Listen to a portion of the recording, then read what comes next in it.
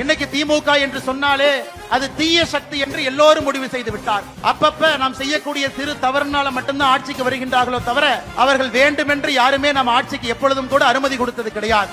இந்த முறை எல்லா தரப்பட்ட மக்களுடைய கோபத்திற்கு ஆளாகி இருக்கின்றார்கள். எல்லா தரப்பட்ட மக்களுடைய கோபத்திற்கு நமக்கு இது வேண்டவே வேண்டாம் என்று வீதிக்கு வந்து தெருவுக்கு வந்து எப்ப தேர்தல் நடக்கும் என்கிற அளவுக்கு தமிழக மக்களுடைய மனநிலை இருக்கு. ஒரே ஒரு உதாரணத்தை மட்டும் நான் சொல்றேன், நீங்க கேளுங்க. இன்னைக்கு திமுக சொல்றாங்க நாங்க 5 ஆண்டு காலம் ஆட்சியில் இருக்கிறோம், தமிழகத்தினுடைய வளர்ச்சியை பாருங்க 11% பாருங்க. என்ன கண்ணாம்பூச்சி வளர்ச்சிங்க அந்த வளர்ச்சி இப்ப நான் சொல்றேன், நீங்க கேளுங்க. ஒரே ஒரு துறையை மட்டும் எடுத்துக்கலாங்க, ஒரே ஒரு துறை மின்னணு துறை எடுத்துக்கலாம், எலக்ட்ரானிக்ஸ் துறை எடுத்துக்கலாம். திராவிட முன்னேற்ற கழகம் ஆட்சிக்கு வந்த பொழுது 2021 8,800 கோடி ரூபாய் ஏற்றுமதி இருந்துச்சு. இன்னைக்கு 1,00,000 கோடியை தாண்டி ஏற்றுமதி இருக்கு. திமுக காரர் என்ன சொல்றா, அவங்க ஏதோ ஆட்சி கட்டல்ல வந்து அமர்ந்தனால அது நடந்தது. ஆனா கொஞ்சம் உள்ள எடுத்து பாத்தீங்கன்னா மத்திய அரசினுடைய PLI திட்டத்தின் மூலமாக மட்டும்தான் மத்திய அரசு கொண்டு வந்திருக்கக்கூடிய உற்பத்தியோடு இணைந்த ஊக்குவிப்பு திட்டத்தில் மட்டும்தான் 8,000 கோடியிலிருந்து 1,00,000 கோடி போயிருக்கு. அது வளர்ச்சி. வளர்ச்சி யாருனால வந்தது?